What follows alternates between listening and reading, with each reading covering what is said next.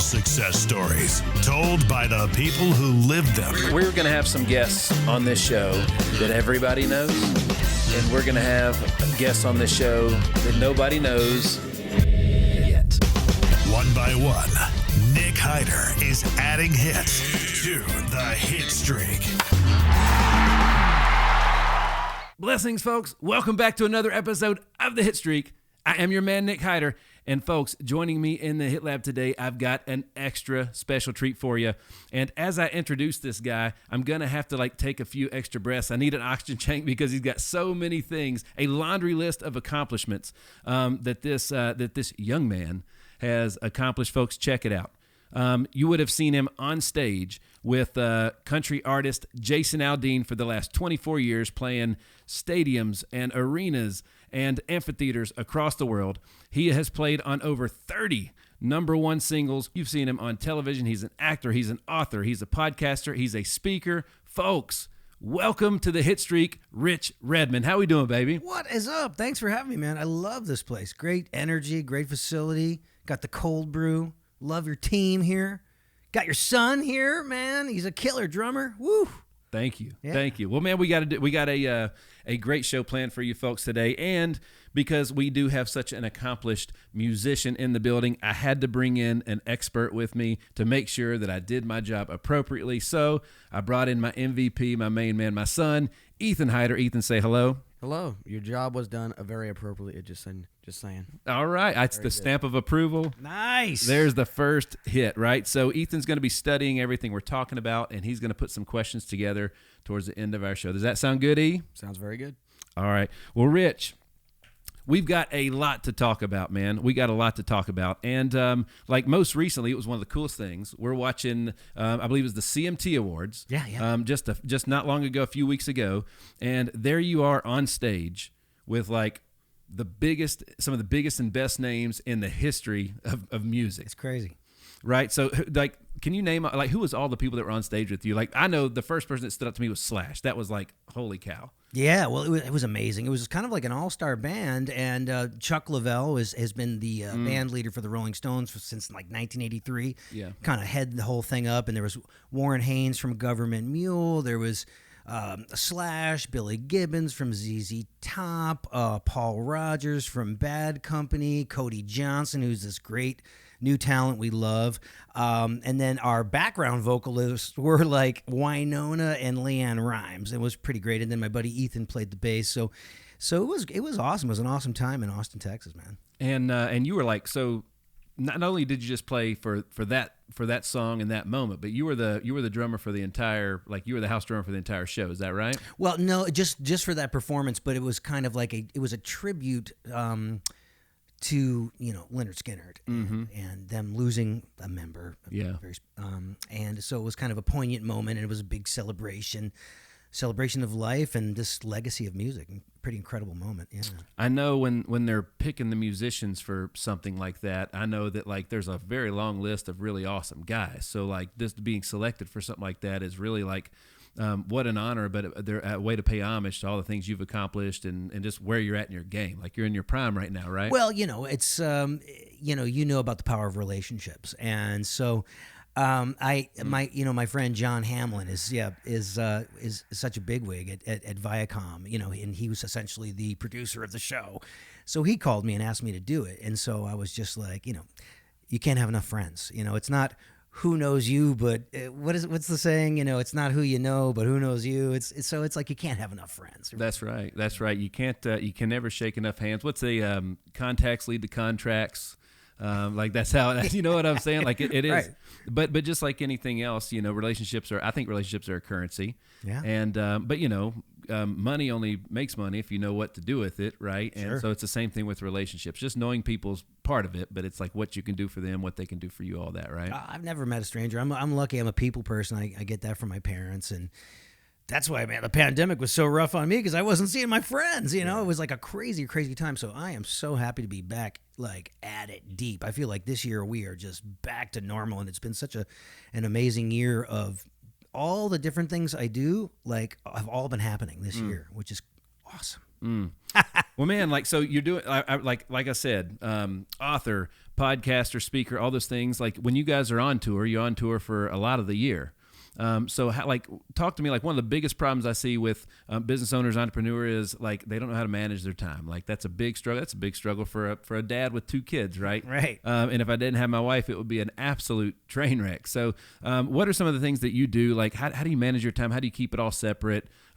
You know what I'm saying? Like that's just it seems to me like that would be a daunting task to be able to do that and do it as well as you do it. Well, I appreciate it. Like, in the early days of touring with Jason Aldean, we were doing 220 shows a year, and that's what you have to do to kind of create that awareness and build that brand and create the relationship with the fans and move that ball down the court. And, as his popularity would grow, we went to 200 shows, then 180, and then, 150. And then for about 6 years, we were doing 80 shows a year. And now we're down, it's very, very manageable. We just do about 50, 60 shows a year, which is a piece of cake. So that takes me out of town, over 100 days a year. And then it's a real luxury because with an entertainer like him at that level, I get a PDF schedule. This is where you're going to be the whole year. Little things come up, like we're working on his 11th record, which is unbelievable. Super grateful for that. And then the fall will come and we'll have to do all the morning shows and all the late night shows and stuff, which is always great because we get to jump on a plane, go to LA, New York, do the big city thing. And then so around that, I get to fill in all these other creative pursuits. So, education is a big thing for me. I'm a product of music education. I have a teacher's heart, so I teach one-on-one lessons. I do drum camps. I do drum clinics. I speak at colleges and high schools, so that's a big component. And then, of course, just being a recording musician, and we live in one of the most robust recording communities in the world. So I record on Music Row, and then I have my own crash studio. People will send me files, some songwriter in New Zealand, and you play your heart and soul into the little ones and zeros, and it goes through the matrix, and then he ching PayPal, and this technology is amazing. So I just kind of fill in all these creative pursuits, the podcast and cranking out a book around my touring schedule. Well, the book is like that's something that's a bucket list for me, and it's a big task putting something together like that, right? How long did it take you to do yours? Well, this is my third book. The first one was called Fundamentals of Drumming for Kids. Get it? Fundamentals of Drumming for Kids. And that was fun. And I wrote it with a co-author. I love the idea of having a co-author. I never have a ghostwriter because I was always a pretty good writer. But having a co-author is great because they can talk you off the ledge and they can help you have that 50-foot view of things and help you get it across the finish line. Then my second book was a book called Crash Course for Success, 5 Ways to Supercharge Your Personal and Professional Life. It's a mouthful. And that was an Amazon bestseller. And I had a co-author. And then this latest one is about navigating the Nashville music business. And again, had a co-author, and it took about a year. So this thing has been about 7 years in the making, because I had a friend who was like, man, you really need to share your insights about how this whole web of life and the Nashville music economy works. And I was like, yeah, it's a great idea. It's not the top of my list. And then my co-author, Jennifer Delazana, got us a publishing deal with a real publisher, Roman and Littlefield. They're in London, Dubai, and, Massachusetts. I'm like, all right, it's going to be in hardback. She got us the publishing deal, and I was like, all right, let's dedicate the next year, every Monday, Tuesday, Wednesday, we're working on this book. So for my podcast listeners out there, they're like, Rich, what's going on with the podcast, man? I haven't heard an episode in like a couple months. I'm like, man, I'm trying to crank out a book as soon as that's done. So now I'm back double downing on the podcast with our friend Jim McCarthy. We love so much. Absolutely. Yeah, he does a fantastic job. And you're no stranger to the podcast game, right? So you've had over 158 episodes. Is that correct? Yeah.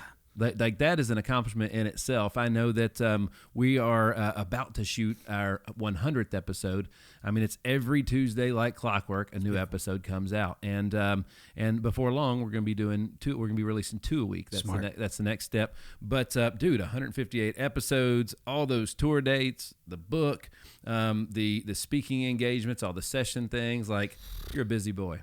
Well, it's all fun, It's like I never worked a day in my life, When you choose the right thing, when they do call it playing music. Yeah, right. It's like when you choose the right thing in life to be passionate about. Yeah. It never feels like work, which allows you to work harder, and the harder you work, the more opportunities and circumstances and things come in your path to create success. So it becomes a very cycle of the cycle of self-empowerment, really. That's right. Well, like, so first of all, recently you were named one of the top 60 rock drummers of all time. Crazy. It's crazy. That is crazy. Well, it's at this. I don't know who I know at Drum Magazine, but they must like me because they put me on the list. And hey, I'm not going to fight it. I'll take it. When it's music is never a thing. It's not like it's competitive in a sense, but like the sports angle of music, I don't know if that's the right spirit of music. But if somebody like recognizes you for your hard work, the tens and tens of thousands of hours. It's nice. It's a nice thing to be recognized. And if you're going to be up for an award, it's always great to win it. Absolutely. Absolutely. Well, fun is fun, but winning is more fun than fun is fun. Yeah, I it's think, more funner. Well, all right. So obviously we've listed a lot of the great things that have happened in your life. I can't wait to hear about how many auditions it took before you got your first yes and all the things that you had to overcome that every single person that tries to put themselves out there to do something great has to go through, whether it's an athlete, a business owner, or whatever it may be.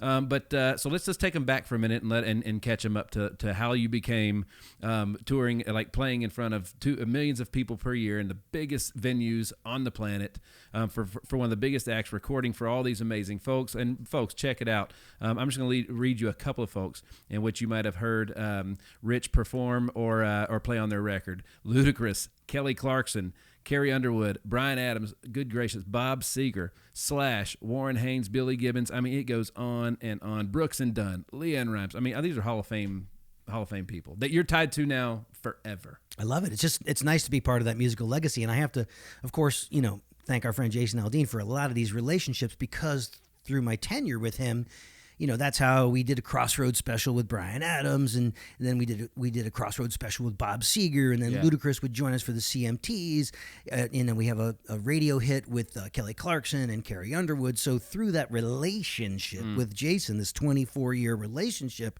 it has created other amazing life circumstances and opportunities. Really amazing. But for me, it started in the year was 1976. I'm a child of New England kid, high energy kid, restless. And my parents are like, what are we going to do with this kid? So I turned 6 or 7 years old, and my dad goes, hey, do you want to play the drums? I mean, just out of the blue, but I learned that my dad, I think, secretly wanted to play the drums. He was always he grew up down the street from the drummer from Bill Haley and the Comets, 1, 2, 3,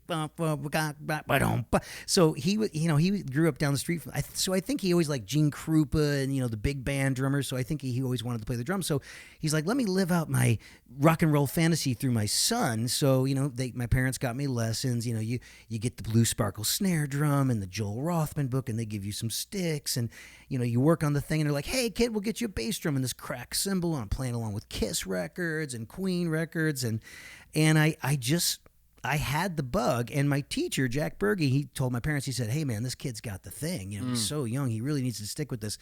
But then when I turned like 9, I was like, no, I want to play with my Star Wars figures and ride my banana bike and rock my skateboard and build tree houses. But then when I was 11, we moved to El Paso, Texas. So I took a couple years off, and then I moved to El Paso, Texas. And what's great about Texas, there's this rich music education culture. Why? Because of football. And when you have football, you got to have a great marching band. That's right. You fund the marching band. They're like, hey, there's some money left over. Okay, let's have a concert band and an orchestra and a pep band. So I was in that very robust music education culture, and just kept practicing and investing in myself, and that led me to getting a music education degree at Texas Tech University. And then I went to the University of North Texas, which is this famed institution that actually had the first degree in jazz, which is like having a degree in philosophy, really. But but it was a great experience. And actually, I just went back to my alma mater, University of North Texas, Denton, Texas. 28 years later, nothing had changed. The same brown brick buildings and just people practicing 24/7. And I got to do a drum clinic for the Texas Day of Percussion and see all my old teachers, Ed Soph and Ron Fink. It was a real incredible thing, man. Wow. So here we are all these years later, still playing the drums. And Ethan, who we introduced a minute ago, is in a great School of Rock program here in Nashville, Tennessee, Franklin, Tennessee. And you've done a lot of stuff with those guys, right, with some workshops. Angie and Kelly McCrite, they are the best. And I think they have 3 or 4 locations here in the area. And then back when School of Rock had the Battle of Bands, like, they would always win. They were like, they just got some sort of magic thing in the water over there. They're just cranking out great musicians. And I love music education, and I love the philosophy of School of Rock, which is to get instruments in kids' hands. And even if they don't go on to be professional musicians, they're learning about time management and persistence and how to play in a team and how to take direction from people, which are all life skills that they're gonna need. Absolutely, being a part of a team for a few minutes, right? So, yeah. Well, man, that's so cool. So, going back to school, are you the face of the university? Like, are you the most famous person that's ever come out of there? No, there's a lot of famous musicians that have come out of. I'm probably one of the more notable people to come out of the program from Texas Tech, because Texas Tech was cranked out just a lot of band directors, like music educators. People went there knowing, I am going to be a band director at a 5A high school. And I was like, you know what? I'm going to get that degree. I'm going to learn how to conduct and score for a marching band and do all that stuff. But I knew I was going to be a player. That was my backup plan, was the music education angle. And then when I went to North Texas, there's just a lot of people that are going to be like, I am going to be a professional musician playing on like Hollywood soundtracks or playing in the London Symphony. So I grew a lot at that environment. But when I went back, it was great because, I got to have lunch with the dean, and, someone hands you a coffee and they show you around the university. These are our new things. So now I'm on this chapter of my life. I got a little bit more time on my hands, not on a bus, 300 days a year. Yeah. I'm going to get more involved with my alma maters. I think that's going to be fun, Maybe Ethan could get the first ever Rich Redmond scholarship to there. That would be amazing. I think so. Yeah. I think so. All right, so you get out of school, and then when I got out of school, I had I was expecting. I was fortunate enough to play professional sports for a little while after college. However, when I was done, I just thought I was going to have a job. I had a degree, I had all this stuff, and that was not the case. And it turned out that I didn't know how to apply anything that I'd learned in school into like how to benefit a business or do anything that would generate any revenue. It took me quite a long time to figure that out. How did you go from being a student at a university for music to like, was there a transition from that before you like started getting paid and actually making a living doing it? Talk to me about that part of your story. Yeah, while I was in school, even still in like high school, I was, doing paid jobs around El Paso, Texas, playing variety bands, wedding bands. I had my own original bands. And then when I was at Texas Tech, gigging around Lubbock, Texas, ski Lubbock. And then when I went to Denton, Texas, it was like 30 minutes outside of a major metropolitan area. DFW has a really rich music program. There's like original bands. There was tons of smooth jazz. There was big bands, working top 40 bands.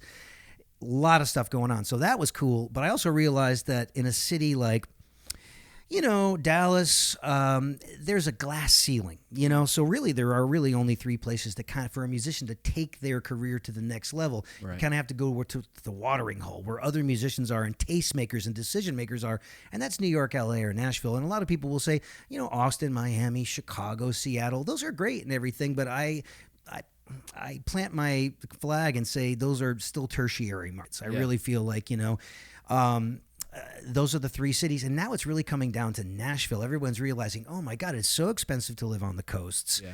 And we can come to Nashville, we can buy a house, there's dirt under our feet, and people are pretty friendly, and we can still get around. And so people are coming here. It's almost like the last place for the music business, Now, the coasts have great things happening. New York, a lot of my friends, they live in Jersey or Connecticut, and they take the train in every day and they play Broadway shows. Yeah. Or they play in like celebrity wedding corporate bands. And then in LA, of course, you got the guys that are playing on the Marvel soundtracks and all the movie scores. So that's terribly exciting. But Nashville is all about bringing the 3 chords and the truth together, playing that music about the people in the heartland. And it really is kind of the new rock and roll. What's great about country music is that you still have that energy of the big rock instruments, but the storytelling is at the forefront, and usually the vocal is like right here in the mix, so you can hear the storytelling. Whereas in rock was always about like the riffs and the overall sound and feel, and you really never really cared about what the guy was screaming about. You know what I mean? So I think this is why, everyone from 8th graders to soccer moms and beyond are loving modern country music. Hey, I was like, so, because you were like, you're named one of the top rock drummers of all time. Yet, like, how I found about you was through all the country stuff. Sure. Because, I mean, you're as big as it gets in the country music game, right? So, and you kind of brought like a really cool, your own like flavor with a little bit of, you can feel the rock in it. It's really neat. Yeah. Right? So, when did you decide that country music was your lane? Like, how did that work out? Well, I was in a band, kind of a progressive country rock band in Dallas while I was, doing the jazz thing in North Texas. By day, I would go into Dallas and play at night, and I was in this really cool progressive country rock band. So I had a kind of a taste of it. And then I asked a friend, I said, I'm looking for, I want to get out of the clubs in Dallas, and I'm looking for a regional, national, or international gig. What do I do? And a friend of mine, Dan Nelson, said, hey, man, there's this songbird, Trisha Yearwood. She's got her first record out. She's looking for a drummer. So I got my cassette demo to her band leader. She used to sing demos for my dad back in the day. Oh, my God. Yeah. Small world. So I got my demo to Johnny Garcia, her band leader, still to this day. And he said, hey, man, I don't know who you are, kid, but you sound really great. And if you can get yourself to Dallas, to Nashville, we'll hear you. And I was up against these 15 named drummers, and I just over-prepared. And that's like a cornerstone of my educational philosophy. If you want to do anything, just be over-prepared. Right. So I was supposed to learn 5 songs. I learned her whole catalog. I was ready for that audition. It was really fun, and she liked me. But the gig went to a guy who lived here already, who had already had a track record, and so I understood. But then I met those guys in that rhythm section, and they turned me a week later onto an audition for Deana Carter. So I went back to Dallas, practiced like 18 hours a day for a week. Came back, did the audition for Deana Carter. The gig went to a guy who lived in Nashville. That rhythm section said, we like you, kid. Barbara Mandrell's looking for a drummer. So I went and I learned that thing note for note. Audition, felt great about the audition, but the gig went to a guy who lived. So 3 times I was like, okay, I need to be where the action is. So I gave my band 2 weeks notice. I packed up my little Toyota pickup truck, my 1 set of drums, my little black cat, Cha-Cha, and we drove to Nashville. And I didn't know anybody except for those people that I met on that audition. Yeah. And the first week, I'm so methodical. I had this, not an electronic press kit. I had a press kit, like stapled together from like Kinko's. And I was passing this stuff out like chiclets, and I had like a cassette demo and leaving cards everywhere, crashing parties. I opened up the Musicians Union book. I called everybody, alphabetically. Hi, my name's Rich Redmond. I just graduated with a master's degree from the University of North Texas. I have a tuxedo. I can play any style of music. I can read music, and I have reliable transportation. Can you use me? And it was something like the scene from a Liam Neeson movie. Like, it was like, good luck, click, and then I opened the yellow pages, and I was calling anybody, DJs, wedding planners, churches, just looking for a gig. Yeah. And moved here on a Tuesday. A guy named Paul Ross hired me. He had a kind of like a wedding band. You're playing the jazz when the salads are coming out, and then little Motown as the main course comes out, and then when all the tables are cleared away, everybody's biting their upper lip, and you're dancing to YMCA. And I was like, it wasn't a dream come true, man, but he gave me my first opportunity. He cracked the door open for me, and then I said thank you by kicking that sucker open, and I knocked it out of the ballpark for him. And then you did. It's a word of mouth industry. That's right. It's all, especially the music business or anything in the creative arts. Of course, you have to have a resume. If someone asks for one, you got to have it ready to go. You want a business card? Boom. It's, nice. It's on steel. There you go, man. I paid good money for that thing. And it's good to have a website and all that stuff, but it is such a word of mouth industry. You know what I mean? And good news travels fast, but bad news travels 10 times as fast. And that's why you really have to keep knocking it out of the ballpark. That's right. I mean, when you get your opportunity, like, you got to deliver, right? Like, that's the biggest thing. So the first thing you're looking at is somebody to give you a shot. But then once you get that shot, you got to prepare and go in and crush it, right? Yeah. So one of the, as a guy that's over time gotten more and more comfortable with putting my own self out there and not caring as much what other people think and all those things. Like you're literally like they're criticizing or they're analyzing everything that you're doing. And like when you're in the studio recording something, you did something you thought was perfect, and then they're like, hey, we want you to try it at this different angle. I was doing that for reading for some stuff for Sirius XM recently where I thought I crushed it, and then they're like, hey, can you do it 3 other ways? And which is cool.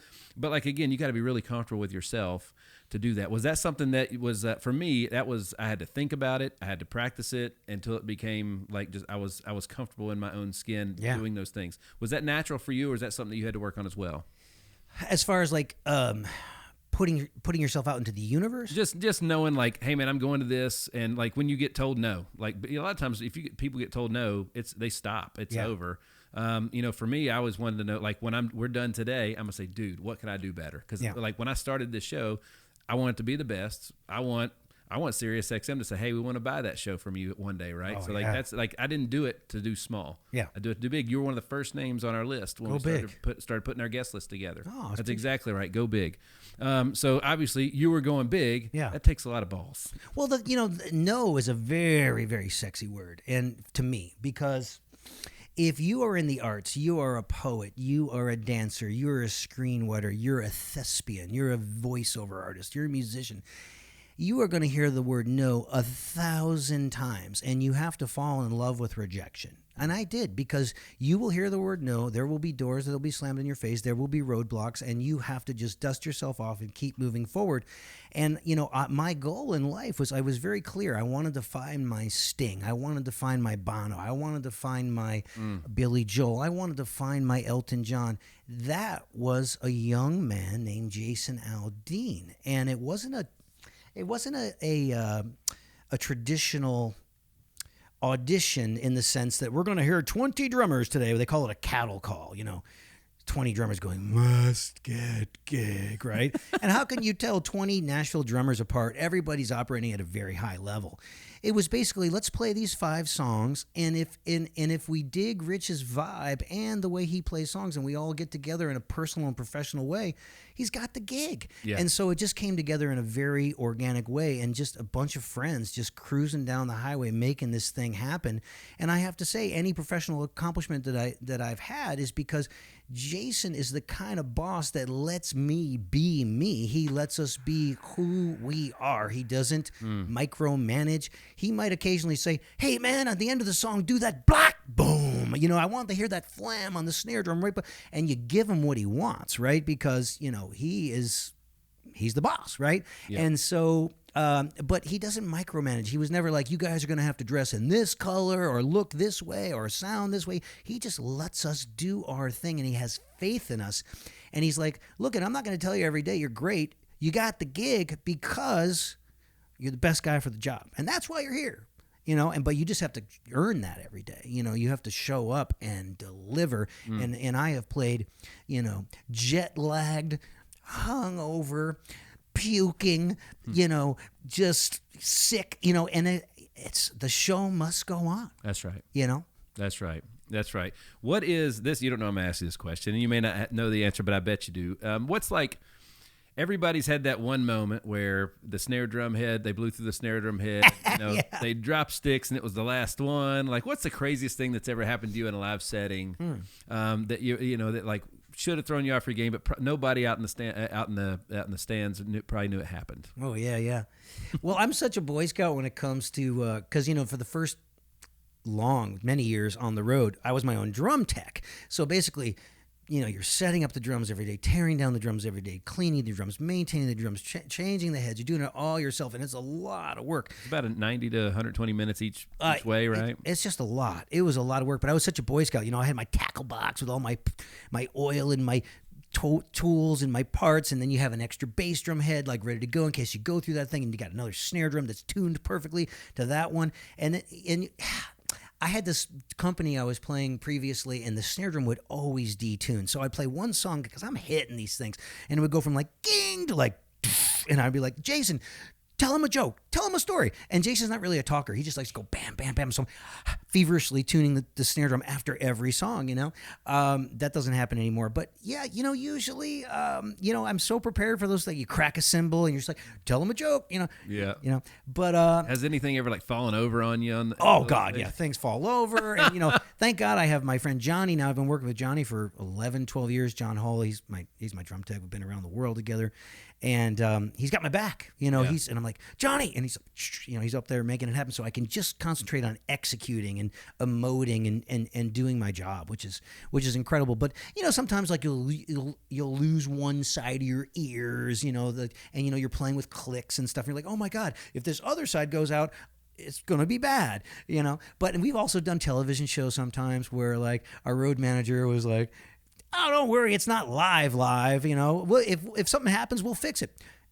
It was live, you know what I mean? And we didn't have our ear, like couldn't hear anything. And they're like, ladies and gentlemen, and 5, 4, and then it came on like right 3 seconds before, American Idol. It's like, I don't know how many people are watching that show, but you just got to go with the flow, and you got to be tall, and you got to puff your chest, and you're like, I meant that. Yeah. just own it, own the stuff.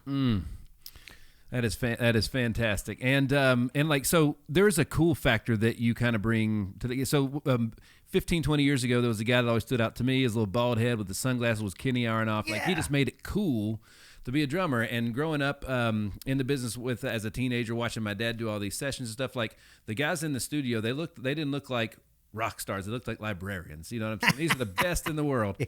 And but like, every time that like there's a whole new generation of musician come behind, and like you guys, like I'm telling Ethan all the time, like, dude, like it's like, think about all the amazing, just go on Instagram and see all the amazing drummers out there. And I'm like, dude, they don't have a gig. Like, they don't have a gig. So there's a certain amount of marketability that you got to bring to the table on top of, like, that helps you with those relationships. Yeah. So, I mean, obviously, like, you make it look really cool back there. All the stuff you do is top notch. Like, you're your own brand. Yeah. Right. So talk to me a little bit about the evolution of how you were able to, it's still evolving, I'm sure, right? We're always growing, but like, you're doing that in the process of trying to get these gigs and make a name for yourself. Yeah. Because like, you got to be cool, but at the same time, you got to be on brand with the person you're performing for. Yeah. Right. That you're standing behind. So talk to me a little bit about that. Yeah. Well, at my particular age, I was coming from grassroots marketing, so literally getting out there and crashing parties and shaking hands and letting the world know you exist, which in Nashville means, getting out and supporting the community. And if you're part of that community, then the community will support you. I got a great friend, Keo Stroud, he's a great drummer, played with Big and Rich and all sorts of great names. And he's like, yeah, man, I mean, if I'm out on the town, I will see Keo. Like, he is a man about town. He's always supporting the arts and the community. And as a result, he's always busy. He's always doing something. But when I moved here, it was very much, let's just get out. And if I'm not working, if I don't have my own gig, I'm going to go out and support other people's gigs. So songwriters nights and going to showcases and just being part of that thing and letting people know you exist, and like, hey, I'm here and I can play styles and I can read, and hey, if you need a drummer, blah, blah, blah, blah, blah, and just being part of that whole thing. And then when the MySpace thing hit, I was like, oh my God, a virtual way to let the entire globe know you exist. And then I remember when Facebook opened up to the public, and I remember sitting at Sam and Zoe's Cafe building my Facebook profile going, this is going to be a thing and I better get on here. So, I tell people, there's a lot of people that are just like, I love people that are at a certain point in their career and they're so accomplished. They're like, look, I never did MySpace. I don't have a Facebook page. I don't do that thing. And I'm like, I am so jealous that you can have the career without having to do that. But I was kind of in that in-between age bracket, was like, I better get on this. This is not going away. So as far as like, drummers, there are Instagram drummers that have such a strong following. They are literally getting endorsements from major manufacturers like, hey, here's a set of Zildjian cymbals. Hey, you want some DW drums? And I like that. And I tap into that world. I also tap into the world of education. And I'm a touring drummer and I'm recording. I do all of it. I think it's good to be online, but I still am an in-person, let's shake hands, hug each other, make this thing happen in reality. So social media is a great way to connect with someone, and then it's your responsibility to bring that relationship into the real world, out of the matrix, into the real world. Let's get coffee. Let's do the thing, Man. So, 30 years ago, the guys that were on the road a lot of times weren't the ones that played on the records. Yes. Right. Yeah. And so it was almost like that the being the concert drummer was the stepping stone to being the session guy, which was I guess the catch was, I know they got paid on scales and whatnot, but I guess the catch was that you were in one city and you didn't have to travel, right, and all that kind of stuff. But it's not the same now. Now you're playing on records, other people's records, and you're going on tour. You're playing on award shows. So it's more of like is it more of a hybrid model now than it's a hybrid model? You're right. You are so right. And starting in, let me see. Well, when I moved here, my business model was like, look, I do not want to draw a line in the sand. I want to do both of these things. I will do both these things. I will not be put in a box. So because I knew I had the ability to create a drum part for a record in a short period of time. That's a skill set. Another skill set is bringing that to life in a highly energized way for a live audience. But I think they cross-pollinate, so I just said, hey, someone's going to hear me in the studio and they go, I like your energy. I like your personality. I love what you bring to the table. Can you play live with me? Mm-hmm. And then when you play live with someone and they say, man, you're really articulate and you're accurate and I just like your musicianship. Will you play on my record? So I just never limited myself. I said, I'm going to do both these things. So starting way back in, when I was working with Pam Tillis, in 1999, she had me play on some of her recordings. And then I was in a band called Rushlow with Tim Rushlow, and we had 2 soft hits, and I played on that record. And then that morphed right into Jason's thing. And Jason and his wonderful producer, Michael Knox, always championed us and said, no, these are the cats. We don't want to get the same 5 guys on each instrument. We're going to give this group of guys an opportunity to make a statement and to do something different. Thank God. So we love Jason. We love Michael Knox. We love these people that take chances. And then I just didn't have a limiting mindset. We are on the road every Thursday, Friday, Saturday, Sunday, and that left me 72 hours a week to hustle showcases, recording sessions, just always working. That's the beautiful thing about living in Nashville and touring the way we do is that it's so centralized that we'll hit the Carolinas, we'll hit Georgia, go to Florida, boom, home on Monday, Tuesday, Wednesday. I go, great, Monday, Tuesday, Wednesday. What am I going to do? How can I be creative? Can I write songs? Can I produce records? Can I record? Can I teach? Can I write another book? That's 72 hours that a lot of people don't do anything with. Right. And I said, I'm going to do a lot with those 72 hours. All right, so that kind of leads us right into drum clinics, all your motivational speaking, your MC work, your podcast, all that. I mean, seriously. So, like, true or false, folks? You ready for this? And by the way, on his podcast, he's had a whole lot of amazing drummers. It's called the Rich Redmond Show. You can find it anywhere you stream a podcast. But like one of my idols is Huey Lewis. Yeah. And so I got to ask you, like, what was that like? What's the dude like? Like, I'm serious. I love Huey. And the reason I love Huey Lewis so much, besides the fact that their music's great, is Dad used to say in the 80s when their records came out, like all the engineers were saying, like, how do we make our drums sound like those drums on those tracks? So, like, Gibson. Growing up as a kid and teenager, when they were doing demos and stuff, they were always like, they would literally listen. That was their litmus to if the drums were sounding like they were like they wanted, right? And Huey Lewis had such a they had the whole band was just so good with like no real style. They could play anything. It was such a cool thing. So what was Huey like? Oh, he was great. He was great. He was supposed to only give me a half an hour's time, but he gave me an hour. So That's awesome. I think he realized, hey, this guy knows what he's talking about. He's one of us. So that was really fun. And once again, like, how did I get that booking with him? A relationship. My buddy Chris Cohen has a band called he has a company called Bands to Fans, and he does the social media marketing for Huey Lewis, Cowboy Mouth, a lot of those bands from that era. So he championed me and got me that interview, and it was really, really cool. And people like hearing me interview the Victoria Jacksons from SNL, or Dusty Slay's a great new comedian coming up, or like thought leader authors. But they really like the drummers, because my audiences are just like, let's get 2 drummers in a room and do the thing and talk, But I try to focus on more big picture things like their life and how they get from A to B and conceptual stuff. Other than I don't want to talk about paradiddles and their bass drum pedals and that kind of stuff. We talk about life stuff. That's right. Which is really fun. Yeah. That's right. So as a drummer, so there's a saying, it was a jack of all trades but an ace of none. There's a second piece of that nobody ever really says, and I can't remember what it is right now. But like, you've done some legitimate acting, right? And all the being known for all these things. It's Brad talks about it all the time. He's like, I don't want to be known for the guy that like has the trench coat that opens it up and it's all the watches, it's this and that and all that kind of stuff. So you've been able to do all of it without losing any of the being the expert at what it is that made you who you are, right? Yeah. So what's one of the keys to that for you, balancing all that out? Well, the question, a great question is people are like, hey, you do all these things. Do I have to do all these things right away? I'm like, no, kid, get good at something. Get really good at something.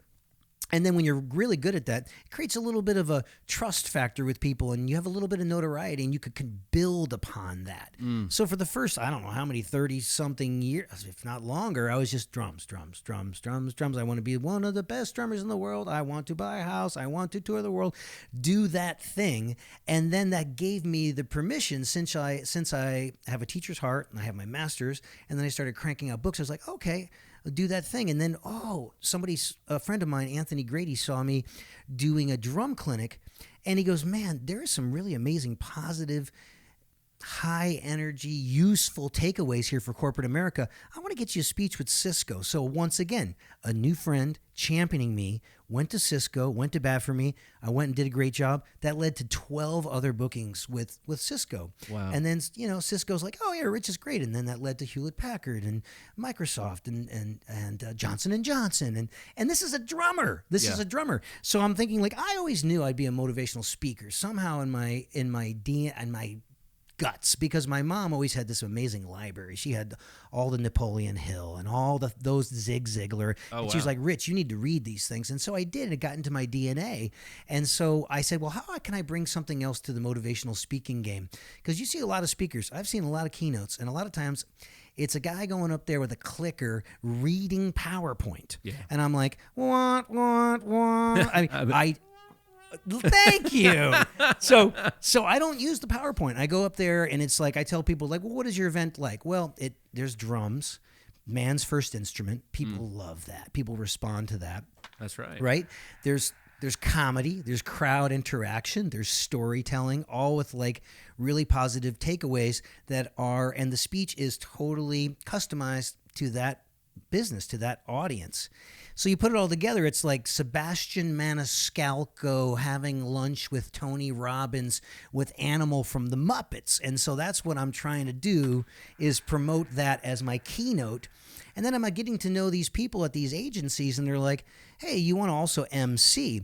So I just emceed this huge options industry conference, this big financial 3-day event at the Grand Hyatt. And it's great because I get to dress up and wear my shiny jacket and my slacks and, that's right, go and just keep the energy high. Like, I got to be at 8 a.m. I've got to be the person with the highest energy in the room. That's right. And just introducing people and panel moderators. And I'm like, this is something else I'm good at. Yeah. It feels good. People are responding.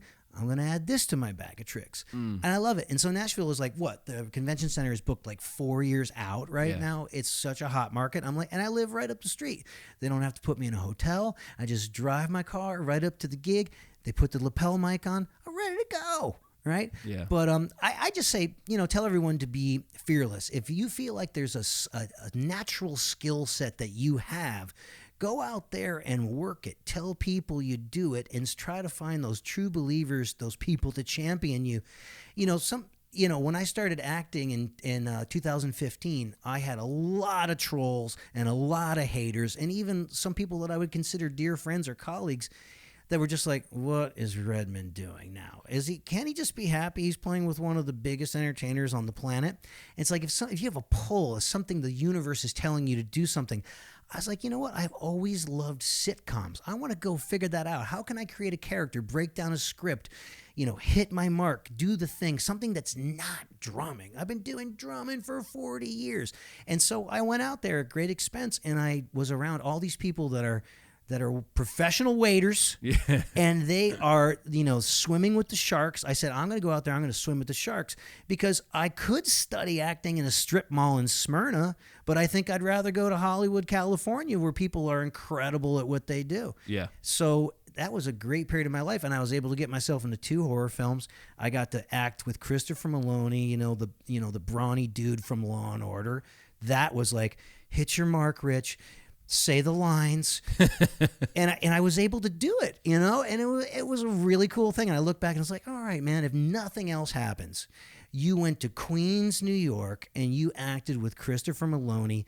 I got my SAG card. Hey, man, there's people that have been acting 25 years. They still don't have their SAG card. That's right. I was able to do it in under 5 years on Mondays, Tuesdays, and Wednesdays. Man. So if you want to do something, you can do it. That's right. That is right. And there's a certain level of confidence or belief that has to happen when you go chase those things, right? Yeah.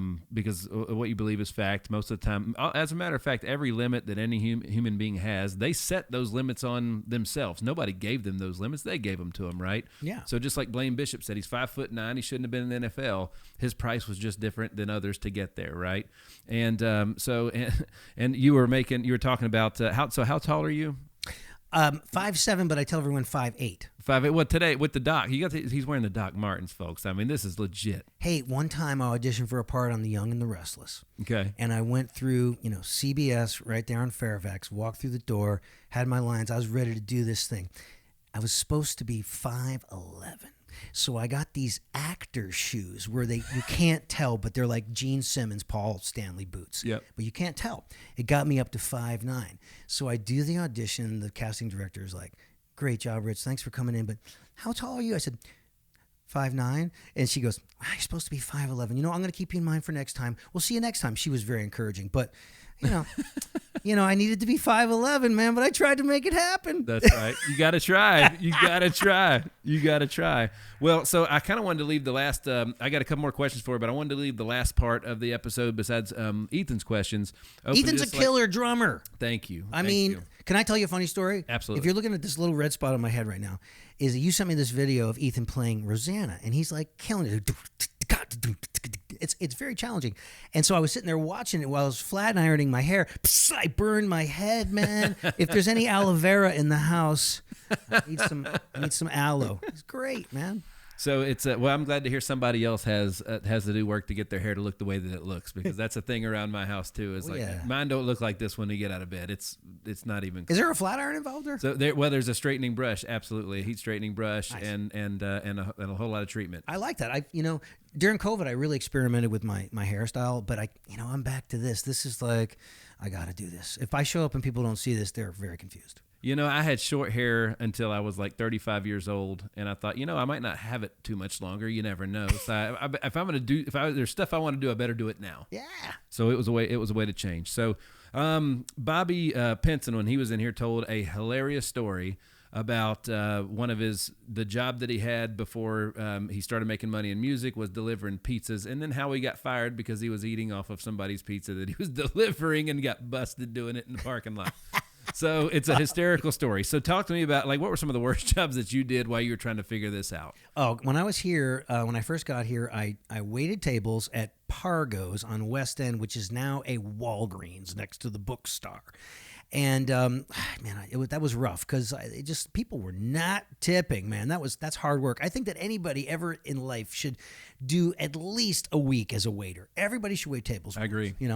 And I also, I parked cars. I did data entry. I was a substitute teacher, so I'd play in the clubs till 3 a.m, and then I'd be with my khakis and my briefcase. I did that too. 7 a.m., baby.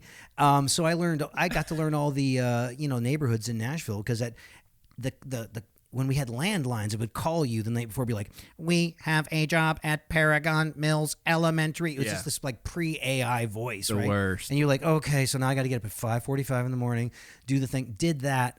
But mostly when you're working for those temp agencies and you're like, okay, what's the job today? And you got to go and you got to shred documents, or you got to do light construction. They looked at me and they're like, yeah, we're not going to give this kid a hammer. But I would do construction jobs, and I mostly did a lot of sweeping and took out the trash and got everybody lunch.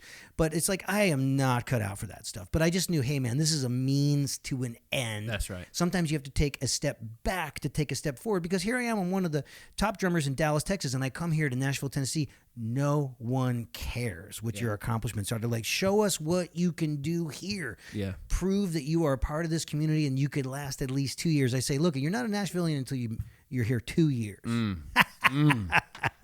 I know. So I was born not far. As a matter of fact, where we sit today, when I was a kid, this didn't exist. We used to ride our bikes back here. That's how close I grew up to where we're sitting today right now. Amazing.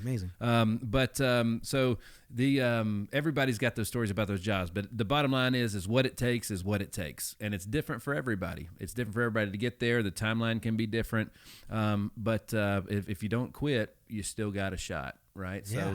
So I don't like quitters. I like finishers. And you had not achieved what you wanted to achieve yet, so you weren't quitting. You weren't done until you were done. Right. That's right. You just got to keep showing up. And I didn't tell everybody the name of the book. The book is coming out May 15th. May 15th. So when this airs, it will have just hit the shelves, right? Nice. So let's tell them where they can get it. So it's called Making It in Country Music, An Insider's Guide to the Industry. And, it's going to be in bookstores, but let's face it, the easiest way to get it is you go onto Amazon. You can pre-order it. People have pre-ordered it, and it's already shown up to their house, so it's shipping really, really fast. And it's going to be a hardback and digital, and then they'll do a paperback, and hopefully people will love it, and they'll give me the thumbs up to do my own read for Audible. But the idea behind the book is, they say Nashville is a 5-year town. Maybe it's 7 now because with all the competition. But if I had a book like this when I moved to town, that could have potentially saved me 5 years on my journey. And I'm not an expert. I'm just somebody that went through the hardships of manifesting a dream. So it's just through my eyes, places to go, what to do, what not to do, where you can meet fellow musicians. And, you could probably read it on a short Southwest Airlines flight. One of my favorite things that I heard not too long ago is, the person that you're most uniquely positioned to help is the person that you used to be, right? So all the aspiring musicians that are wanting to come up, I would highly recommend that they give this a read because it sounds like to me it's a whole lot of stories. I can't wait to read it myself. A whole lot of stories about your journey, how you got there, and so on and so forth, and how you connect the dots to get those gigs, right? So yes, and so you're saying this episode will probably come out like May 15. So it's gonna be. We shoot way in advance. So we're always based on what you got to promote and everything else. We try to spearhead all of the releases around what's best suited for everything else, right? For the audience and the guests and everything else. So when this episode airs, it will have been out for a minute, right? So that's the cool thing. So and obviously richredmond.com will be a great resource for that as well. Great. That's where they can find everything you got going on, podcasts, links to all that stuff. That's the right? hub. That is right. richredmond.com. And so Making It in Country Music, any stories anything you can leak, any story that we could be looking forward to in that, anything that any nuggets in there. There's little stories here and there, but I had to. It's so crazy when you're writing a book about that mentions famous people. Yeah. Out of courtesy, you have to go and just double check that everybody is happy and cool with everything. So more than writing the book was like once it was written, I had to go, "You cool with that? Are you cool with that? Thumbs up, all right." Yeah, everybody's cool with everything. But yeah, there's some little things in there, but nothing really kind of sticks out. It's pretty tame. I love it. Yeah, I love it. Well, I'm excited for it myself. I bet you're going to read it too, E. I would say probably so.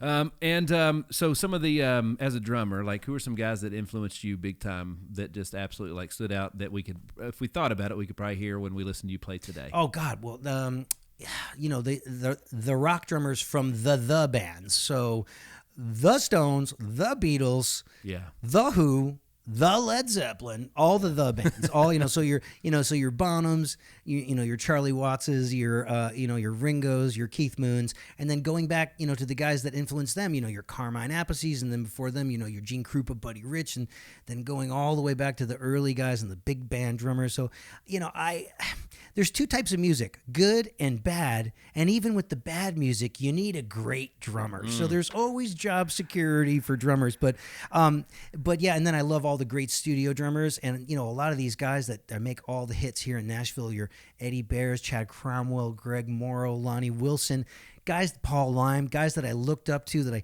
transcribed the recordings. they're my friends now, man. You know, That's I could so text cool. these, I could send them funny memes, you know, say, hey, let's get sushi. Let's get that martini we've been talking about. So eventually, if you stay in the game long enough, your heroes will become your friends. When I was 14 years old, Dad arranged for me. Paul Lime was playing. Ricky Skaggs had a thing at the Ryman every Monday. Yeah. And Paul Lime was in the house band Yeah. for that thing, and he arranged it where I got to go hang out with Paul at the Ryman all day long. Got to play the kit. Got to play in the sound check with Martina McBride singing, and then him and David Hungate took me out to eat at Merchants across the street. Dad just dropped me off, and this is all happening to a 14-year-old. It was unbelievable. Unbelievable. And then growing up, my mom went to the same high school as Eddie. They're all the same age. Dad knows Eddie really well. Everybody was just so cool to me. So nice. Back in those days, and those guys were just absolutely incredible. So that's who I've been when I'm teaching Ethan how to do all these things. Those are the guys that I like to show him, like to listen to. Now, do you get to play still? Do you go on Ethan's drums and do the thing? Or what? I make him listen to me all the time. And now, so anytime I got to get that creative outlet fulfilled, then there's a church nearby that will let me sit in from time to time, and that'll be where I do it. Nice. But after when I went to Trevecca on both a baseball and a music scholarship, and but you know, like when you're on the road playing ball all the time and you're not behind the kit, eventually they're like, hey man, you got to choose. Yeah. And baseball was baseball at the time was what I loved most, and it was where they also gave me the most money. So that was how we made that decision. So I was on a limited music scholarship at Trevecca. But growing up, when he was little, I always had my kit there. That was just so I can go vent from time to time. Yeah. And literally, as before he was old enough to sit on it, we had to hold him on the drum throne with the sticks and stuff. But he did that, and he started picking up guitar, and now he's doing all kinds of stuff with it. So, all right, you go ahead and put your headphones on. I'm gonna turn it over to you in just a minute for some questions. But Rich, I wouldn't be a good host. Like, there's so much to you. Like, honestly, man, I could keep you here for 3-4 hours and still not get to all of it. And just with the theme of the show, you have so much gold and so much intelligence about everything that you've done. I wouldn't be a great host if we didn't let some of that out. But at the same time, like, one of my favorite things to do when talking about baseball is the stories from the road and all that kind of stuff, right? So, dude, like, I just got to hear, can we just storytell for a minute? Sure. All right, what stands out? Let's tell some stories. Let's go. What do you want to talk about? Which one stands out to you the most? And if our buddy, by the way, big shout out to DJ Silver for making this. Yeah, John possible. Purdue, we love him, man. It feels like I've known him forever. I remember the first time I met him, he walked in with a firm handshake, big smile on his face. He was like, man, I look forward to doing this. You know, I love your drumming. You remind me of such and such. And we've been in this, family environment for a long, long time. You know, there's nothing worse than being on the road and it doesn't feel like a family. When you have colleagues, like I've been on those buses where you're kind of like, we finish each other's sentences. We have a relationship that is just steeped, and I tell everybody, blood, sweat, tears, and diesel fuel. You know what I mean? And we've been able to do it together. And, I am home more than ever now, and it just feels strange to have food in my refrigerator and to have the honey-do list, like change the air filters, get the grass cut, all that kind of stuff. I never had to deal with it because I was never home. Yeah. Yeah.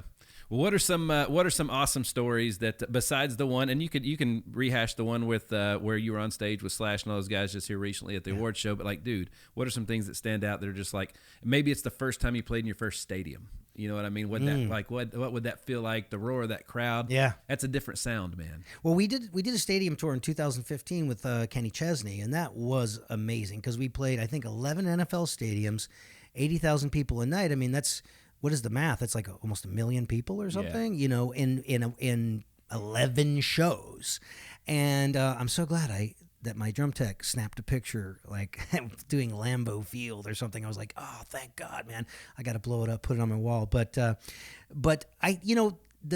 theme through all of this is that really successful people are so kind. Like the people that are kind of like mid-level, or they're frustrated mid-level people and they're trying to break through, sometimes they're not going to do it because sometimes they're not as nice. I know that people like Bob Seger, we're doing a Crossroads show with Bob Seger. This guy's a living legend.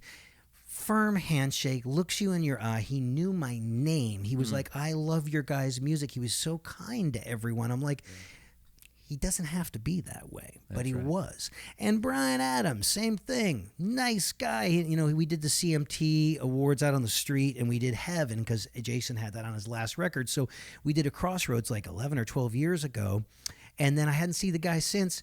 The black car pulls up. We're getting ready to count this thing off. We got to do a rehearsal camera blocking. He goes, "What's up? Haven't seen you in about 10 years." He goes, "Yeah, man, what's going on?" Boom, takes the mic. Whew. Nice guy. Wow. Just nice people. Ludacris, he's with his entourage backstage, and he extends his hand. "What's up? I'm Chris." I just tell my students to be grounded. You're going to be around very famous people in this industry, but just remember, these people pay taxes That's right. and poop. And that'll keep you grounded. That is fantastic, man. Well, that's true. We are all just people at the end of the day, right? Yep. We're all just people. So, all right, E, you got any? So this is it. Thank you for doing this. By the way, this is so cool. Oh man. Growing up again in the industry, I was tagging along with Pop all the time, and everybody, all those guys were just so amazing to me, and I remember every single second that I got to spend with all those amazing people over the years, including Kenny used to sing demos for Pop when he was writing for him and didn't have a deal yet. That's a lot of the guys that are the biggest that we know today. I was fortunate enough to see them before they were somebody, and it was amazing. So cool. As a matter of fact, my sister, Kenny wrote it in the autograph book for my sister. It was his first ever autograph he ever signed, was to my sister, which was really neat. So, wow. the next generation is here. So go ahead. Oh yeah, I got to turn your mic up, don't I? Thank you, buddy. See, he's my producer too. Ethan in the house, man. That's right. Young lion, man. Well, E, what you got for him, bud? I have a few. Okay, what is like speed questions? Well, I got a question. Let's see if you have a speedy answer. Oh, man, these kids. Have you ever thought about playing another instrument? Well, I do. I play so many because I studied percussion. So I tell everybody, look, that's a lifetime study. Anything you could beat, rattle, scrape, shake. So I had to study timpani and jazz vibraphone and four-mallet marimba and ethnic percussion. And I'm still working on all that stuff. Guitar, I don't know. My fingers doesn't feel really good. I pound out chords on the piano, but they're more. It's like a means to an end. When I pick up the sticks, that's like, oh, this is my purpose. You know what I mean? Yeah. So, yeah. Yeah. Before I played Guitar Hero, so that might have helped. Oh, yeah. All right, what else you got, bud? When you see like hate comments or something, what goes through your mind? The trolls? Oh, yeah. We love them. What goes through your mind? I love my favorite three are, so easy. Anyone can do that, right? And I want to write back, but you're not, right? But I don't, okay? Oh. I don't. I usually take the high road. And then the other one is, I didn't know Joe Pesci was a drummer. And then the other one was, I didn't know Stallone was a drummer. I'm like, hey, man, I'll take it. Because I make crazy faces when I play, and I've tried to be like the academic guy, like in the tuxedo, not making any faces, but I sound horrible. So, no one ever gives John Mayer crap for making those faces. He makes the same faces. What's the difference between John Mayer and me? Yeah, man. Yeah. So anyways, I'd love to write these people back and be like, I hope you're having a great time in your mom's mildewy basement. But, what are you going to do? That's right. Taking the high road is always the best road, man. You know what I'm saying? And it just shows security with yourself, I think. Yeah. One thing I've always told myself, if you see haters or something in the comments, that's how you know you're going somewhere. That's how you know you're on track. And our good pal Jim McCarthy would say the same thing. That's right. That's right. What do you do when you get recognized in public? Oh, usually it's, for the most part, can just walk around and, buy groceries at Trader Joe's, no problem. But it's usually a drummer, a drummer or a bass player or a songwriter or somebody, in that lane. And usually we're quickly hugging and then, laughing and then exchanging numbers, that kind of a thing. So I've never met a stranger, and I'm very big on lifting up the next generation. So, a lot of people say, hey, can I take you to coffee? And you know what happens? We go to coffee, and usually I pay for the coffee because I know that they're your age or they're struggling. You know what I mean? Because I remember the struggle. So so I'm big in that. I like that. Yep. That's about it. Was that it? Yeah. So I got a question for you though. So as a I got a scholarship to Trevecca, and they didn't know that I couldn't read any. I had zero theory. So like I was all heart. I was all heart. I played by ear. Dad just said, "Hey, these are the best guys. Mimic what they do. Play along with them tracks. Perfect. And you'll be fine." And I did. And then I got to Trevecca, and they were like, "Hey, we need you to read this." I did know the number system, the Nashville number system. I could do that. Great. But that didn't translate into the academia of Trevecca's curriculum. That's right. So and honestly, I hated that part of it. I couldn't find the joy in it. I didn't understand it was like learning a new language. Sure. So, so we got him started early enough, and so now he can read, he can do all those things. How important is it to get to where on your level? Like you got to have the academic part of it to be able to do all those things. Yeah, in this crazy business, there's no rules. There's no one path. So there's, I have friends of mine who have played on over 100 number one songs who don't read music, but they are incredible songs craftsmen. They know how to play a drum part and bring a 3.5 minute song to life, which is a skill set into itself. But I just went with the more traditional, they call it pedagogical, background where you learn how to 5 lines and 4 spaces and read every note that is written out. And by getting good at that, it allows me to create my own cheat charts. So Lonnie Wilson got me a job, one of my first jobs in Nashville, playing in a band 5 sets a night, so 45 on, 15 off, 45 on, 15 off, and I had to learn 60 songs overnight. The van was leaving the next day. There's no time to learn by rote, by feel. Like when you got to learn 60 songs. So I wrote everything out. Yeah. I can have my little roadmaps, and that has saved myself time and time again, whether it be live or in the studio. And our friend Kenny Aronoff's the same way. He's not going to be able to do those big tribute shows without being able to write the stuff out, and our memory is only so strong, and it gets worse and worse as we age. So thank God I could read music. So reading music and playing other styles than country rock is a big part of my teaching curriculum. So if somebody flies into Nashville and they want to do one of my 7-hour days with me, I make sure by the end of that day that they know how to read music and that we explore some other styles like the Lindy beat and soca and bossa nova and samba and smooth jazz and train beats and swing, and we just get them going so where they can have this deeper well to pull from. Even if they're just going to play country music the rest of their life, it's going to make their version of that more special, more unique, deeper because they have that experience with the other styles. And it's, as a drummer, you got to have like 4 brains to operate all 4 limbs. Extreme right? multitaskers. Absolutely. And, so there's a lot of things about just drummers that most people don't understand. So like when I played, I like to play sideways so they could see both feet going. And nice. Like Striper. Stuff. Absolutely. And the Hooters. The Hooters are going out on tour. It was one of my 80s guilty pleasures. I didn't know that. They're going out, man. So good for them. They're drummers on my next episode. So that's fantastic. Good for them. Well, and folks, once again, we're hanging with Rich Redmond. RichRedmond.com is the website. On Instagram, Rich Redmond. So Ethan has. So I was a Pearl guy. I was a Pearl drum guy. What type of drums do you have? It's the Tama Superstars. Nice. Tama Superstars. See, and you're a superstar, man. There you go. And matches pretty well. Now, who do you play through? There's a company called DW. Yeah, I think they're fantastic. The American Dream, man. They started in a garage in Southern California in 1971, and look at them all these years later. So how would we got a young guy over here? If he wanted to have some endorsements for stuff like that, what are some tips and tricks of the trade to make that happen? Well, I would say play the gear you want to play for a lifetime.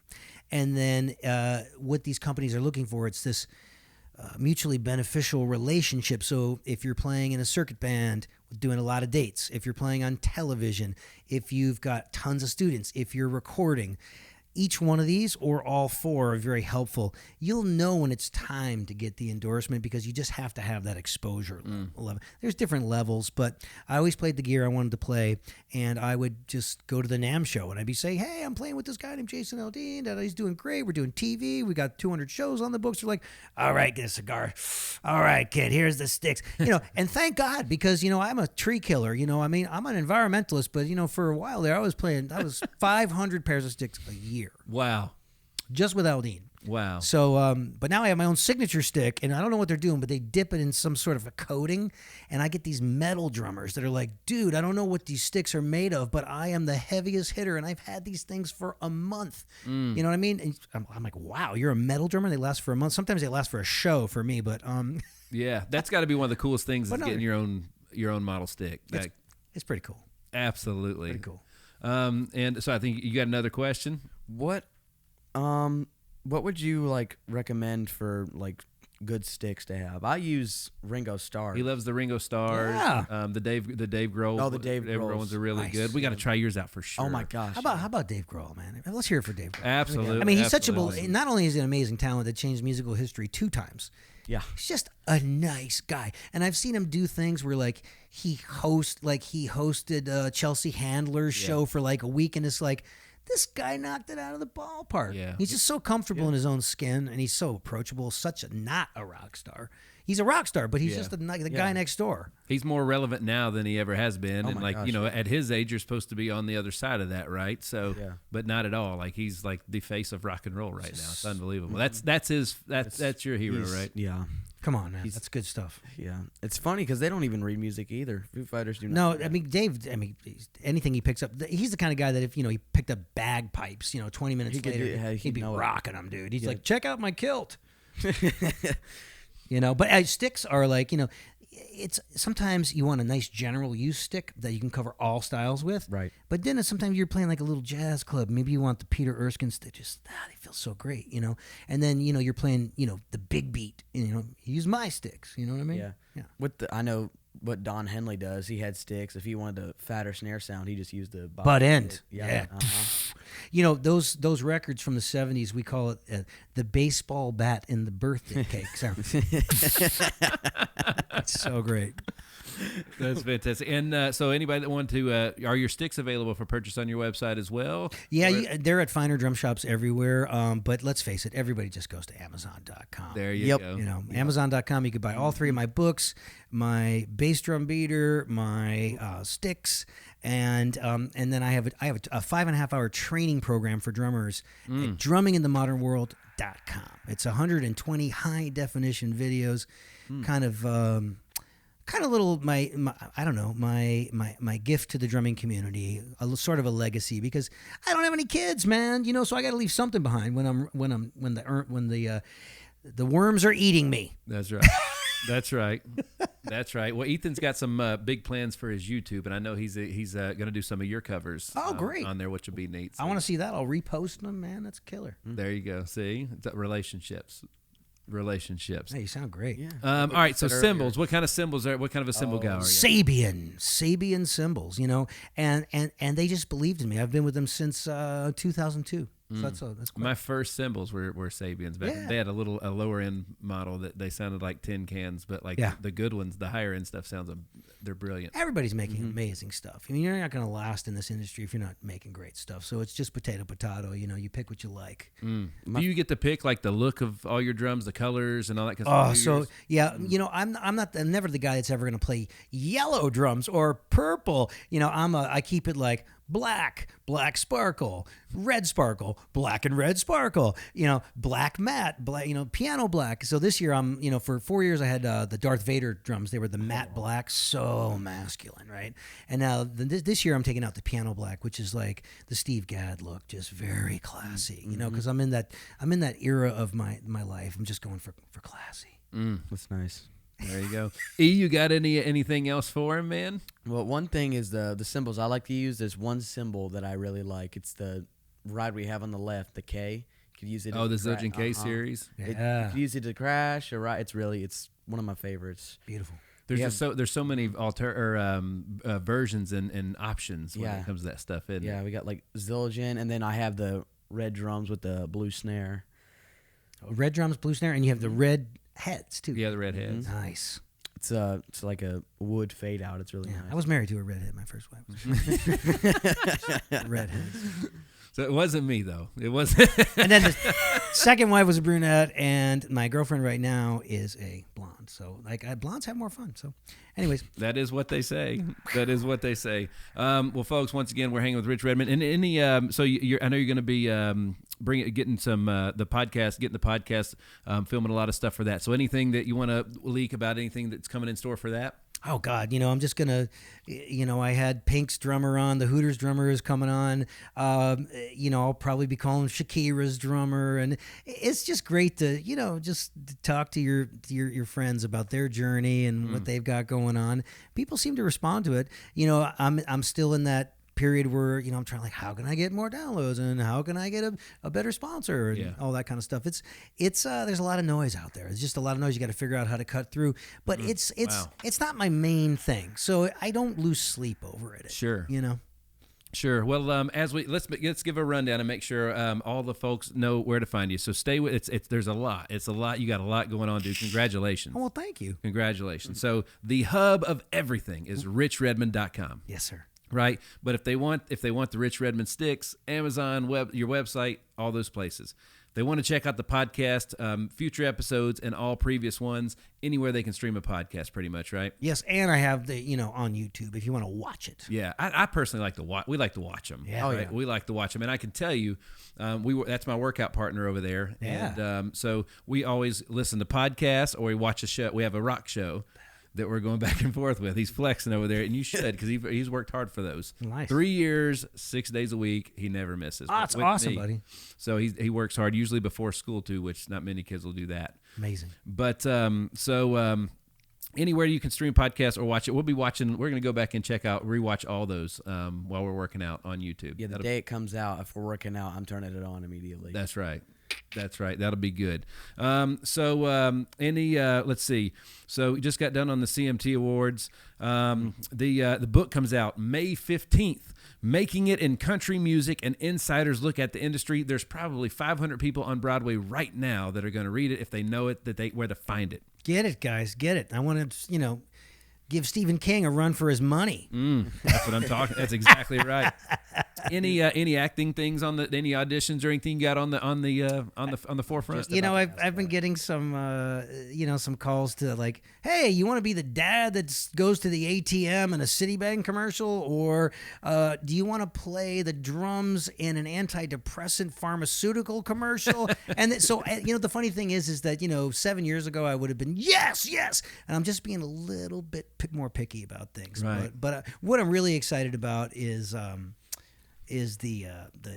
speaking and the MC work right here in Nashville. I'm so excited. That's where I was leading to. So tell me about that. So if anybody wanted to book you. Yeah, you just hit me up at the website, and then I'm a sitting duck on the Googlenator. You can send me a DM if you want on Instagram. A good email address is booking@richredmond.com. And so if you're a business owner and you want to have a high energy person to come up and team build and excite your crew, if you're not afraid of I'm not your dad's motivational speaker. It's a whole new thing. I'm not going to be right for everyone, but I talk about my CRASH concept, and CRASH is an acronym, easy to remember. It stands for commitment, relationships, attitude, skill, and hunger. So committing to your craft, putting in the tens of thousands of hours, cultivating sincere, lifelong relationships, having a positive attitude, because people with positive attitudes, enthusiastic people, they're healthier, they have more friends, they make more money, they live longer. Skill, cultivating the skill you need to be successful in your chosen field, and then not resting on your laurels, continuing to develop new skills, because we have to run just to stand still in today's world. And then the final piece is having that hunger, that fire that burns in your belly to be successful, and that passion is your engine and hard work is your fuel. So that's CRASH. It's easy to remember, and it's totally customizable. I've done farmers, I've done big farming, I've done hospitals, I've done schools, startups. So if you like the drums, you like energy, you like seeing somebody that walks the walk, then I'm the motivational speaker for you. All right, so give me those. Give me that acronym one more time. Commitment. The R is relationships. Relationships. That's what I thought. I don't want to butcher this. This is too important. A. Attitude. Attitude. I love it. And the S. Skill. Skill, and then hunger. Hunger is the H, right? So, yeah, you can use these individually, but if you use them collectively, synergistically, you will literally be an unstoppable human being. Jeez, I mean that's an unbelievable. So folks, you got it. So the book you for these keynotes. Yeah, come on. Excellent, that's fantastic, and you're available. So you can catch them on the road. That you guys are going on tour this year again. Yeah, and sometimes I'll do these things. I'll do the power hour at lunch. I'll do a corporate keynote at lunch. And then we do sound check at 3 p.m. And then we all break bread together. And then we warm up backstage. And then we go do the thing and take the music to the people. And it's terribly exciting. That's fantastic. So they can catch you on the road later this year. When do you guys take off? When does the tour kick off? July to October. So pretty much every Thursday, Friday, Saturday from July to October, we will be out there taking the music to the people. So, hit jasonaldean.com for tour dates, and we'll be there. And in any appearances or anything around the book, the release of the book? Well, May, the first one, we're going to be having all sorts of release parties, and I'm going to, of course, try to hit all the Good Morning Dallas, Good Morning Oklahoma, to do some of the stuff with because I do go around and I teach the weather girl how to play drums a lot, which is always fun. But May 17, 6:30 p.m. at the Union Hall, Local 257, the Musicians Union here in Nashville. We're going to have me and my co-author Jen are going to be there, and we're going to be answering questions, do a little fireside chat. Maybe if you want an autograph, we'll do the thing, take a picture. Maybe we'll have some celery sticks and water. It's going to be a great time. So 6:30 at the Union Hall here in Nashville. Fantastic. Ethan, you got anything else for Rich? One more thing with I've seen your drum kit. What is your opinion on the one tom right in front of you and then the next one right here and not one right here? Oh, you mean instead of two up top? Mm-hmm. Yep. Oh, so when I was coming up in the 80s and 90s, it was always a 5-piece kit. So 2 up top, 1 on the bottom. Yep. But, John Bonham was always the guy that had 1 on top and then 2 over here. And that has become so popular since, I'm thinking 2004 in Nashville. Everybody kind of went to the 1 up, 2 on the bottom. Why is that, do you think? It's just, man, it's great because you can get that ride cymbal down right here. And then, I like the ride cymbal right here. The ride's right where that other tom would be. And the crowd could probably see the drummer better. That's what I always heard, is that it was from a visible. Oh yeah, I always had the cymbals up way high, when I was in my youth. And then as your shoulders start to hurt and you don't want to tear your rotator cuffs, you start lowering those things, but you still want to have them at a place where you can still kind of make that eye contact with the people in the audience. Yeah, most of the places that I play, usually they have the 1 here and then the 2 on the bottom. Yeah. When I just played, they had the exact same thing. Had a ride there, right. crash there, crash there. Yeah, sometimes I'm at a local club, I'll get rid of that giant floor tom. Just get rid of that, because at its base, it's always going to be for me a Ringo kit or a Charlie's Watts. Right. Just 2 toms, cymbal, 2 crashes, and then of course it's modern music, so you build around that. So then you have the second floor tom. I got the second hi hats. I got a cowbell. Got to blast away on that china over here. Yep. Got to have the SPDSX and your drink holder. All that stuff. You're ready to go. I love it. I've seen Simon Phillips. His kit is massive. They call it the SS Phillips. Yeah. Oh yeah. It's pretty. When we were building his kit, that was kind of one of the inspirations behind it. I never had a big kit, and I always thought it'd be cool to have one. I was always looking in the drum catalogs and wonder what that costs. Yeah, we got 10 cymbals, 5 tom-toms. I mean, he has a big kit. Yeah. So we have fun. We're a little spoiled. Yeah, if we got some big rock songs, we'll use all the toms and just one huge fill. Yeah, the main thing on that is the accuracy, really, because Yeah. we do all these Rush tributes and stuff around town where yeah. the community will come together, and I'll always just choose but we don't get any time on the kit, really, and you got to be really accurate. You know what I mean? If you don't do that every day, it's a weird thing. So I always just choose the old stuff like Fly By Night or something where I know it's really just still a 4-piece configuration. Yeah. Carter Beaufort, he's really accurate with that stuff. Oh, heck yeah. Yeah, he's never hits the rim. That's right. I'm still working on that a little bit. That's right. Well, you'll get there, baby. Oh, yeah. You'll get there. Well, folks, once again, we're hanging with Rich Redmond, entrepreneur, drummer, podcaster, keynote speaker, actor. I mean, seriously, I could just go on and on. Rich, is there anything else you'd like to leave the folks with before we bring this sucker to a close? Man, I just love this. I really appreciate you having me. I love what you got going on here. It's killer to meet your son, who's going to be the future. He's 13, so in 10 years he'll be 23, Amazing. Thanks for having me. That's right. Well, and I'm going to take the little compliment that it wasn't directed at us, but I'm going to say it was when he said he picks his things very carefully of what he's going to be doing for the future. Yet here he sits. We've made it, folks. We have made it. But I told you we were going to make it, and we're just going to keep rocking and rolling. So, Rich, thank you so much. I hope to bring you back soon. Anytime. Man, this is a fantastic thing. So, once again, folks, Rich Redmond, you can catch him on tour with Mr. Jason Aldean later this summer. Get his book. It comes out May 15th.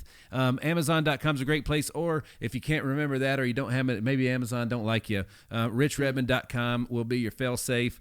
And seriously, man, like the guy's got an amazing energy. I would definitely like. I'm going to be checking out the keynote stuff myself. Like that's something that would. I'm really interested to see where that. Let's do something together, man. I would love double bill. I'm working on some really cool stuff with a guy named Brian Covey who's fantastic. So had Brian on the podcast. Yeah, man, Brian's great. Isn't he? He's fantastic. He is. So we're going to be doing some stuff. We're going to call you, brother. We're All going right, to call man. you. Well, folks, again, follow him on Instagram at Rich Redmond. RichRedmond.com is the website. The man, Rich Redmond, joining me on the Hit Streak today. Thank you so much once again, brother. Thank you. All right, folks. Once again, thanks so much for tuning in to yet another episode of the Hit Streak. I am your man, Nick Hyder, and thank you to my co-host, my son, Ethan Hyder. Ethan, say hello. Hello. All right, there you go. Folks, thanks for tuning in. We'll see you next time. God bless.